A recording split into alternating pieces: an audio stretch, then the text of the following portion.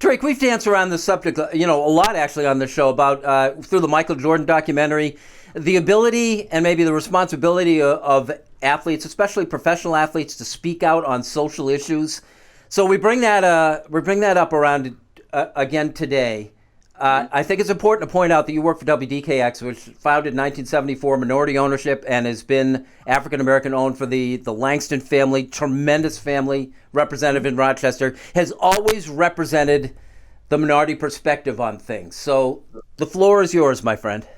Well, I mean, what's great about working at the station is you get to hear so many different points of view, and we encourage people to call in. But we're talking a bit about the athlete, and this is nothing new. Like, Bill, you know full well, there have been black athletes that have talked about this for years. Jim Brown has been very vocal about it. We love Jim Brown. We know Bill Russell has been active about it. Kareem Abdul-Jabbar has been active about it. We've had Muhammad Ali speak about this. So I'm going back and now into our era where LeBron James has talked a bit about this. Dwayne Wade has talked a bit about this. Colin Kaepernick, which I'll get to on Unfinished Business, has talked about this. So we have these athletes that have said these things and championed it more. You have them out going to social media events on their social media at protests, not rioting, protests, where they're peaceful protests and discussions. So do athletes have a responsibility? A lot of them have taken up this responsibility. Some have not, and that's their choice to do so. But if they're going to do it from the heart. And I don't mean for just black athletes. I mean for all athletes, for Latin athletes, for white athletes, for athletes from this country, people who've immigrated to this country. This isn't a fight for just black America. This is just a fight for human rights. And that's what this is really all about. That's just all that these athletes are talking about, being treated fairly, which is supposedly what this country is built on. So it's the athletes stepping up. I love it. I love to see it. I like to see more of it. Some of them have offered money. Some of them have gone into their foundations, and they've done that. Mostly NBA players I've seen the most. But this is an issue that shouldn't go away until we truly address the fairness of being treated equally in this country. Tariq, how is this time different? I think now because it's visualized more. I think when you had the 50s and the 60s, you were resorting on the news and people could ignore the news or they could ignore the paper if they wanted to. This time around, the death of George Floyd was seen on multiple views. It wasn't just the news. It was on social media. People were talking about it. And it was a clear understanding of mistreatment. And something that went completely over the line. And I don't understand how anybody can have a debate against that. So, I mean, it's different now because there's more eyeballs available to it through internet and social media, and people get to comment on it quicker and ask for quicker results. Pat, what's your audience telling you?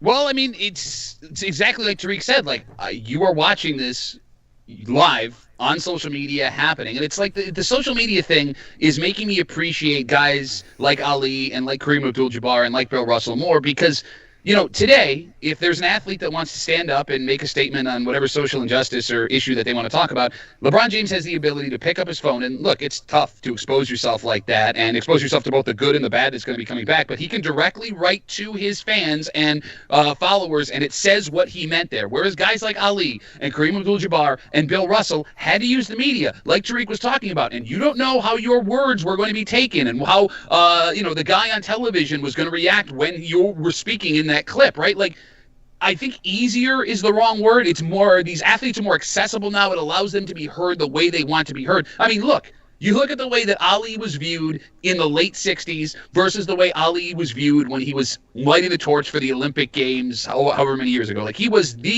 one of the most hated men in America to one of the most beloved figures in the world. And I think a lot has to do with how that message was getting through and which avenues it was being taken. And history too. History will show his fight about not going to Vietnam, and at that point, he wasn't very liked at that moment. But history showed later on they understood his perspective. So it took a long time, but in the moment, he was not celebrated as much as people think. Maybe in the black community he was, but not across the country.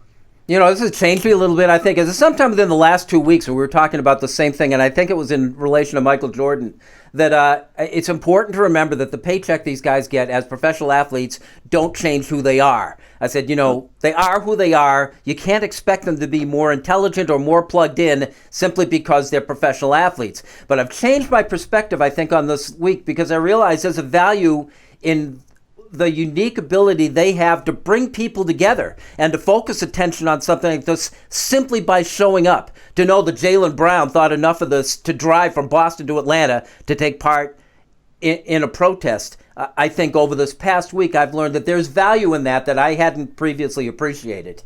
A platform. These athletes do not understand now that when you've got 20 million people following you, it's your platform. And let's use that platform for not just pushing product, for really pushing change. Because I might not have this platform as big as it is right now. I got all eyeballs on me. I got all people following me. And maybe I can make a change in my city or in my town or with my followers now that can have lasting change within this community. It's just, they didn't have that. Like Duffy said, they didn't have that back then. They were at the mercy of a reporter, hoping that a reporter for a newspaper would quote them correctly. They went on TV because they wanted to make sure the words came out of their mouths as opposed to being misquoted.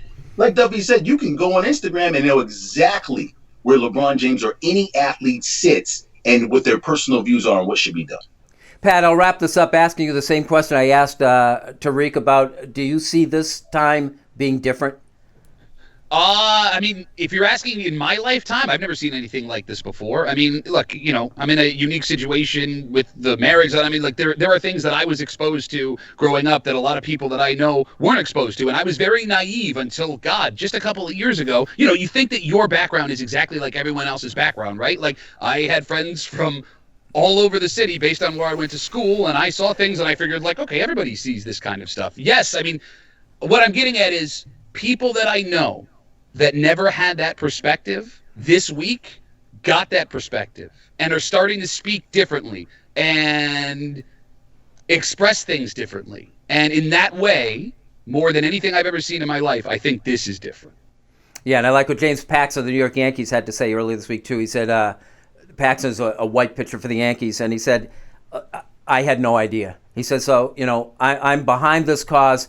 I'm going to sit back and listen. I want to hear these things.